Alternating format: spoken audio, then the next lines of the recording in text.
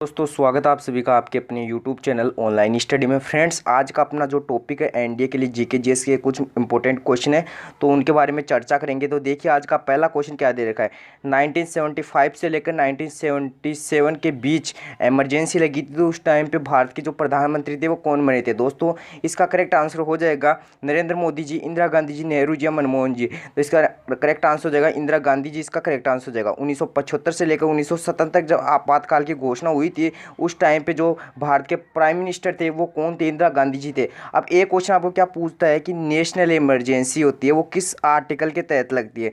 352। फिर आती है अपनी स्टेट इमरजेंसी, ठीक है। फिर आती है अपनी स्टेट इमरजेंसी जो कि 356 के अंतर्गत आती है।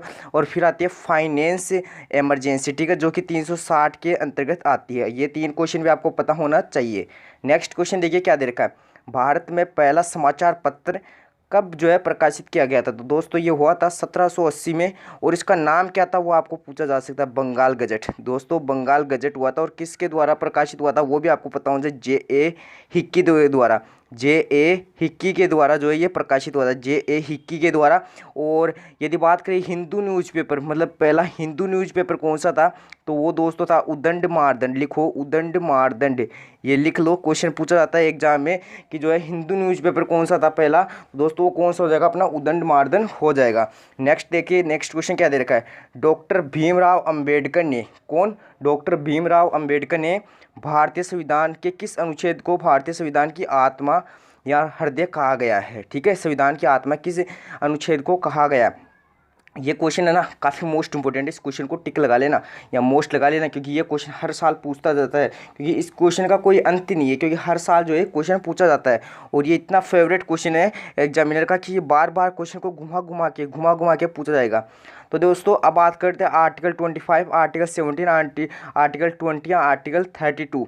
तो इसका जो करेक्ट आंसर हो जाएगा आर्टिकल 32 इसका करेक्ट आंसर हो जाएगा। मतलब आर्टिकल जो 32 है उसको क्या किया गया है इसमें, मतलब 32 में देखो आपको बात की आर्टिकल 32, ठीक है। और आपको पता है फंडामेंटल राइट कहाँ से चलते हैं, 12 से 35 तक चलते हैं, 12 से 35 तक चलते हैं। उसी में आता है ये संविधान की आत्मा वाला, ठीक है। तो ये फंडामेंटल राइट का ही एक जो है आर्टिकल है, जिसमें किस में आता है, पार्ट कौन से भाग में आता है, ये पार्ट 3 में आता है। ये भी आपको पता होना चाहिए, पार्ट 3 में इसका वर्णन है। यदि आपको पूरे सिटीजन मतलब नागरिकता का जो अधिकार है वो किस पार्ट में, तो दोस्तों पार्ट नंबर जो 2 है उसमें इसका वर्णन है। नेक्स्ट क्वेश्चन देखिए क्या दे रखा है। मोहनजोदड़ो के खोजकर्ता, मोहनजोदड़ो के जो खोजकर्ता है वो कौन है। तो दोस्तों मोहनजोदड़ो के खोजकर्ता आपको सभी को पता होना चाहिए। मोहनजोदड़ो खोजकर्ता हो जाएंगे R.D. बनर्जी, मतलब राखलादास बनर्जी हो जाएंगे। और यदि बात करते हैं दयाराम साहनी, 1921 में इन्होंने किसकी खोज की थी, हड़प्पा की खोज की थी। दोस्तों हड़प्पा के खोजकर्ता कौन हो जाएंगे, अपने दयाराम साहनी जी हो जाएंगे। नेक्स्ट क्वेश्चन देखिए क्या दे रखा है। गौतम बुद्ध के गुरु कौन थे। अच्छा क्वेश्चन और मोस्ट इंपोर्टेंट क्वेश्चन है, गौतम बुद्ध के गुरु कौन थे। इसकी ट्रिक मैं बता देता हूँ। द लाइट ऑफ एशिया, पहले तो लिखो ये क्वेश्चन इसका, द लाइट ऑफ एशिया के नाम से किसे जाना जाता है, ऑफिशियली इसको ही जाना जाता है द लाइट ऑफ एशिया के नाम से।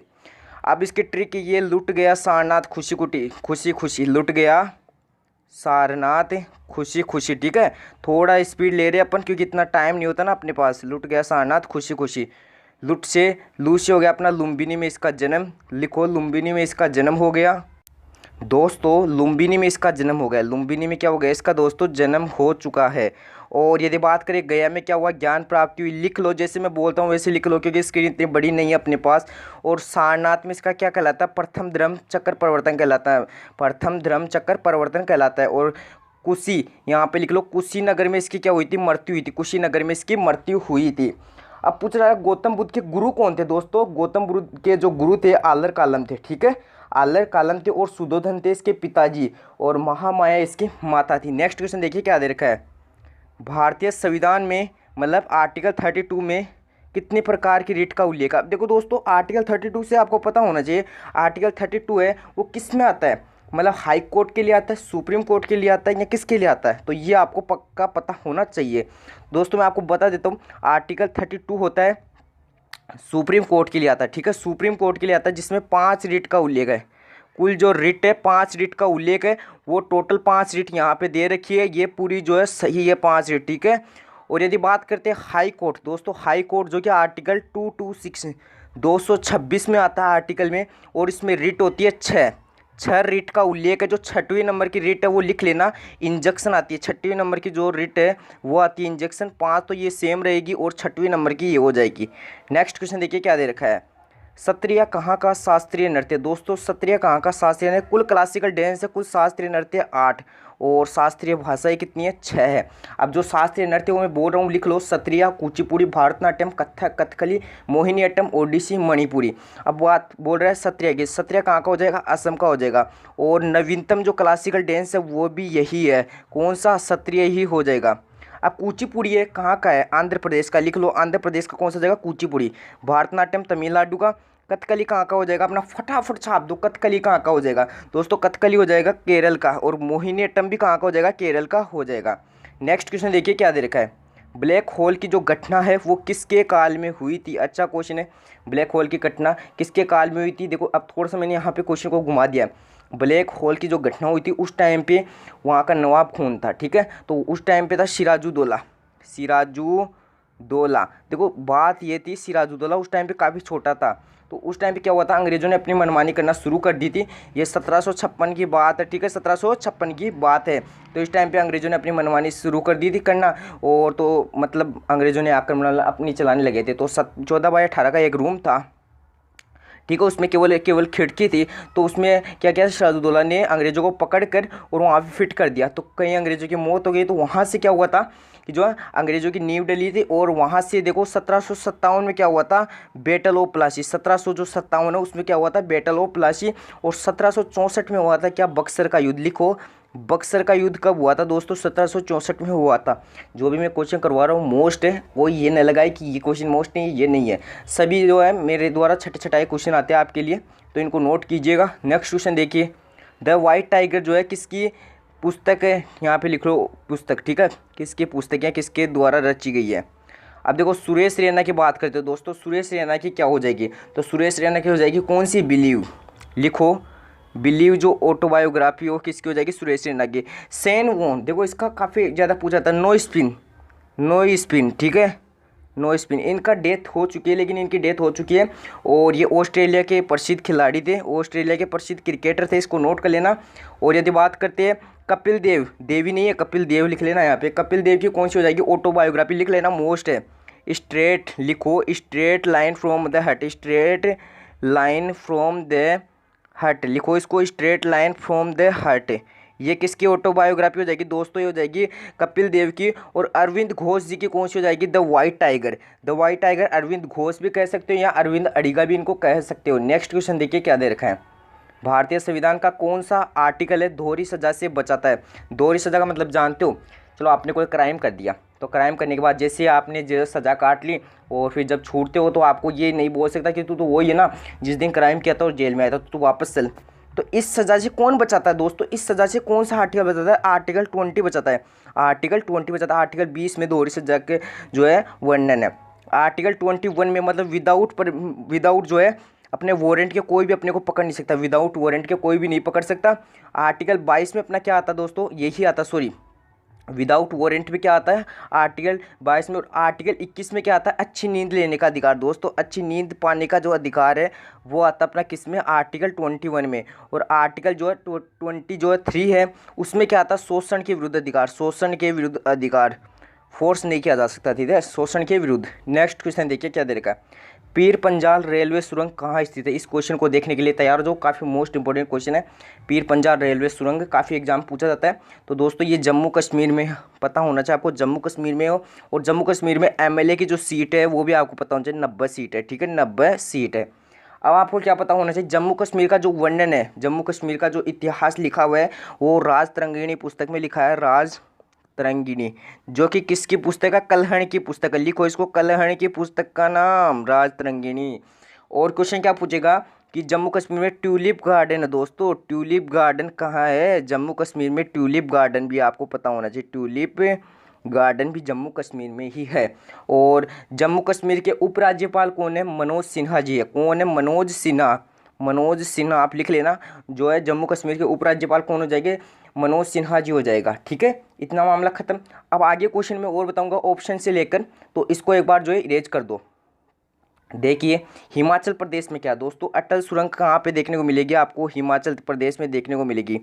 यदि कोई क्वेश्चन गलत हो जाए जल्दीबाजी में, कोई ऐसी बात मत करना, ठीक है, मैं वापस करवा दूंगा। यदि गलत होता है तो इतना जो है अपने पास टाइम नहीं होता, तो जल्दबाजी में कभी कभी हो जाता है, ठीक है। तो इसकी जो है हिमाचल प्रदेश में इसकी लंबाई कितनी है, 9.02 किलोमीटर है, ठीक है। अब बात करते हैं उत्तराखंड में क्या दोस्तों, उत्तराखंड में कुछ ना कुछ तो होगा ना।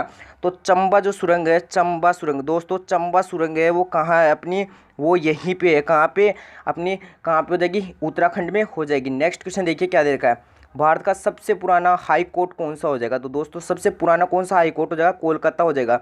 और नया कौन सा हो जाएगा, अमरावती हो जाएगा। अच्छा क्वेश्चन है ना, मोस्ट इंपोर्टेंट क्वेश्चन, इसको नोट कर लेना। और अब तक कुल कितने हाई कोर्ट हैं, तो अब तक कुल हाई कोर्ट बन चुके हैं 25 है, ठीक है। तो ये भी आपको पता होना चाहिए भारत में, ठीक है, केवल केवल इंडिया में, ठीक है, इंडिया में कितनी हो जाएगी, 25। नेक्स्ट देखिए क्वेश्चन क्या दे रखा है। अब देखो क्वेश्चन ये दे रखा है, निम्न में से हाई कोर्ट की पहली महिला मुख्य न्यायाधीश कौन बनी। मतलब हाई कोर्ट में जो है पहली महिला मुख्य न्यायाधीश कौन बनी। आज वो हाई कोर्ट के मैंने क्वेश्चन ज़्यादा लाए। पहले लाया हाई कोर्ट कौन से मतलब आर्टिकल में वर्णन है, फिर इसकी रिट का उल्लेख किसमें है और रिट कितने प्रकार की होती है, फिर अपन ने जान लिया नया और पुराना हाई कोर्ट। और अब जानेंगे हाई कोर्ट की पहली महिला मुख्य न्यायाधीश, ठीक है। तो वो कौन हो जाएगी, अपनी लीला सेठ हो जाएगी, लीला सेठ इसका करेक्ट आंसर हो जाएगा। और ये कहाँ की है, हिमाचल प्रदेश की रहने वाली है। खत्म इसका खात्मा। अब देखो आपको पूछा जा सकता है हाई कोर्ट की पहली महिला न्यायाधीश, मुख्य न्यायाधीश नहीं, केवल और केवल न्यायाधीश, कहाँ की, हाई कोर्ट की पहली महिला न्यायाधीश कौन हो जाएगी, ठीक है। महिला बोल रहा हूँ तो अन्ना चांडी जी हो जाएगी, कौन हो जाएगी, अन्ना चांडी जी हो जाएगी। कहाँ की, हाई कोर्ट की पहली महिला न्यायाधीश पूछ रहा हूँ केवल। और कहाँ की रहने वाली है दोस्तों, ये केरल की रहने वाली है, ये भी आपको पता होना चाहिए। अब एन.वी. रमन्ना जी कौन है, ये भी आपको बताना है। तो सुप्रीम कोर्ट है ना, उसकी मुख्य न्यायाधीश कौन है, पहली महिला, सुप्रीम कोर्ट की मुख्य न्यायाधीश कौन बनी थी पहली, ठीक है। तो वो भी आपको बताना है, एन.वी. रमन्ना जी, पहली नहीं मुख्य न्यायाधीश बोल सकते अपन, ठीक है। नेक्स्ट क्वेश्चन देखिए क्या दे रखा है, नाविक रोग किस विटामिन की कमी से होता है। यहाँ पे आज से है, थोड़ा सा मिस्टेक आ रहा है इसमें, कोई बात नहीं है। अब बोल रहा है कि किस विटामिन की कमी से नाविक रोग होता है, इतना ही क्वेश्चन पूछा जाए। तो मैं देखो विटामिन के नाम बता रहा हूँ, आप लिख लेना। विटामिन ए का जो है रासायनिक नाम क्या हो जाएगा, रेटिनोल हो जाएगा, लिखो रेटिनोल हो जाएगा। यदि बात करते हैं विटामिन बी की, तो विटामिन B12 का लिखो, ठीक है, विटामिन B12 का साइनोकोबोलिन लिखो, साइनोकोबोलिन, साइनोकोबोलिन। काफ़ी अच्छा क्वेश्चन हो, काफ़ी मोस्ट इंपोर्टेंट क्वेश्चन है, कोबोलिन, ठीक है। तो ये क्वेश्चन भी आपको पता होना चाहिए। यदि बात करते हैं विटामिन किसकी, सी की बात करते हैं, विटामिन सी की। देखो एक क्वेश्चन जान लो, विटामिन B12 में जो है कोबाल्ट धातु पाई जाती है, कोबाल्ट धातु पाई जाती है, ये नोट कर लेना। विटामिन सी भी आता है एस्कोर्बिक अम्ल, एस्कोर्बिक एसिड जो है इसमें देखने को मिलता है। और एस्कोर्बिक एसिड देखने को मिलेगा तो इससे क्या होता है, तो विटामिन सी में नाविक रोग इसी की कमी से होता है, नाविक रोग होता है वो इसी की कमी से होता है, किसकी, एस्कोर्बिक एसिड की वजह से। नेक्स्ट क्वेश्चन देखिए क्या दे रखा है, कौन सी पंचवर्षीय योजना हैरोल्ड डोमर मॉडल पर आधारित थी। हैरोल्ड डोमर मॉडल पर आधारित कौन सी पंचवर्षीय योजना थी, जिसका काल था 1951 से 1956 तक। आप सभी को पता होना चाहिए, 1951 से 1956 तक इसका काल रहा। प्रथम पंचवर्षीय योजना हो जाएगा। सेकंड पंचवर्षीय योजना कब थी, 1956 से लेकर 1961। इसमें क्या हुआ था, ये महालनोबिस जो मॉडल है इस पर आधारित थी, महालनोबिस जो मॉडल है इस पर आधारित थी। अब क्या पूछा जाएगा ये क्वेश्चन, भिलाई लिखो, भिलाई राउरकेला, ठीक है, भिलाई राउरकेला और दुर्गापुरा इस्पात कारखाने भी यहीं पे जो है इसी पंचवर्षीय योजना में स्थापित किए गए। तो ये क्वेश्चन भी आपको पता होना चाहिए। नेक्स्ट क्वेश्चन देखिए क्या दे रखा है, फलों को पकाने में किस हार्मोन का उपयोग होता है। फलों को पकाने में दोस्तों अच्छा क्वेश्चन और काफ़ी मोस्ट इंपोर्टेंट क्वेश्चन है।